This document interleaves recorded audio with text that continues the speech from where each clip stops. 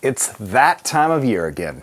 Yes, it's time to say goodbye to 2019. And what? It's the end of 2021? Oh, wow. Well, then here's my favorites and best of the last 12 months, all of which apparently occurred in 2021, not in 2019, which is somehow the past. I'm Dan Unthan, and this is the Doomcast.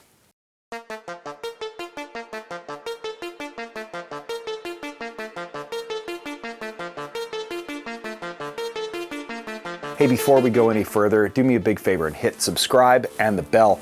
I put out about one of these videos a week, and they're all great, so don't miss any of them. And also, since this is a best of list, if there's anything that I missed or anything that I just failed to mention or something that you think is complete trash, please let me know in the comments.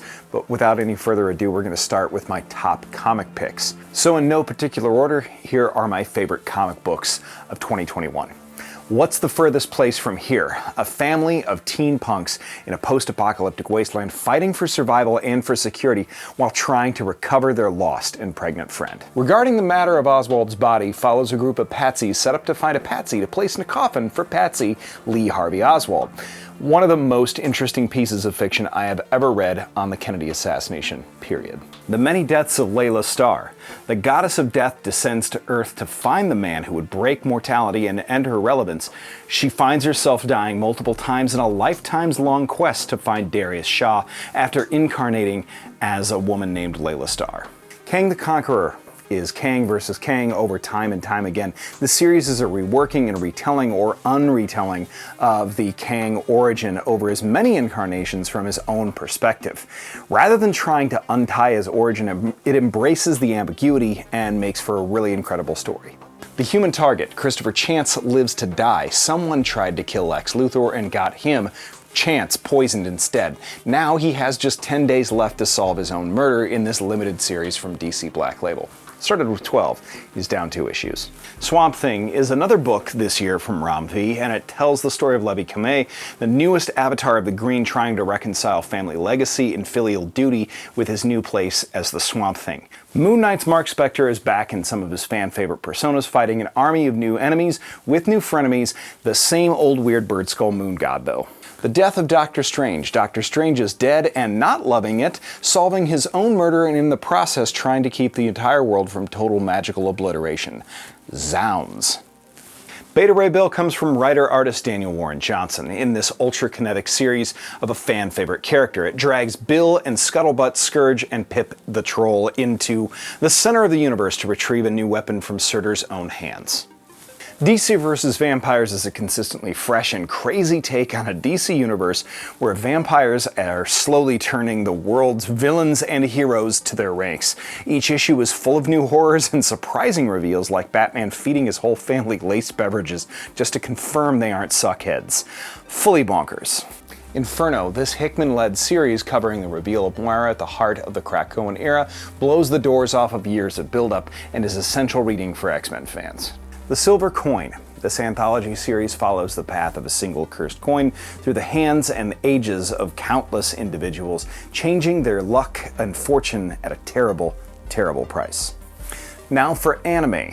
The Ranking of Kings might be my favorite new anime in quite a while. It follows the powerless, tiny, deaf-mute prince Boji as he sets off to prove himself worthy of his dead giant father's mantle, but not if his reincarnated dead giant father has anything to say about it.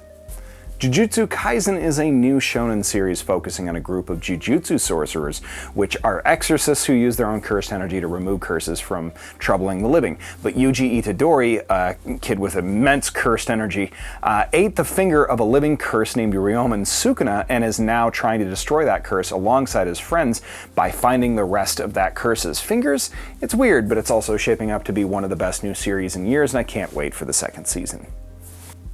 Now for non-superhero movies. The Green Knight is an adaptation of adaptations done right. The mutability of Arthurian romance makes for stories that teach new things in the retelling but also stay relevant. And this weird film starring Dev Patel and Joel Edgerton does exactly that. Now also, The Last Duel includes Adam Driver and Matt Damon, who are 2 actors that I generally don't find much more than merely fine in a movie, but I really found this one interesting. Ridley Scott was a huge, big, fat baby about what it did or didn't do, and I didn't know what this movie was until I decided to see it the night before. It was heavy, and it was about rape. I'm sorry, it's a hard year for people to watch depressing, challenging movies. Everything sucks, but you still did a good job, and I'm sorry you didn't make that much money. Dune was great, but was frustratingly cut in half, only frustrating in that I have to wait, and also in that upon the news of getting the second half being greenlit, I got banned from Twitter for telling Dave Bautista that I was excited to see him get decapitated, and I didn't mean him. I obviously meant his character, Glossu the Beast Raban, which, spoiler alert, but it's a novel from 1965. For superhero movies, though, my favorites this year were Suicide Squad and Spider-Man No Way Home. Suicide Squad felt fresh, even as it felt oddly familiar, and the characters Peacemaker and Bloodsport, as well as King Shark, Polka Dot Man, and Ratcatcher should be involved in way more future projects. And speaking of reboots, Spider-Man No Way Home is a reboot of reboots, a soft reboot for the MCU character, and a nod to all of the past Spider-Man films, easily one of the best MCU films ever made. You can watch the review I already did for both of these. For geek-related TV, Loki and What If were certainly highlights. Loki was doubtlessly the strongest of the MCU beginning to end, but also the most engaging show end to end, in my opinion, was What If, because each episode generally ended up crisper and more interesting than the last, and each of them felt kind of like a puzzle to complete, but they also felt like classic Twilight Zone episodes more than anything, precisely what I want, which is as close to the feel of the comics as I can get. Now, as for video games, I didn't get to play a ton this year, but I got a huge stack of bat games to complete. Shout out to Tales of Arise for being super duper long, and shout out to Metroid Dread for being super duper hard.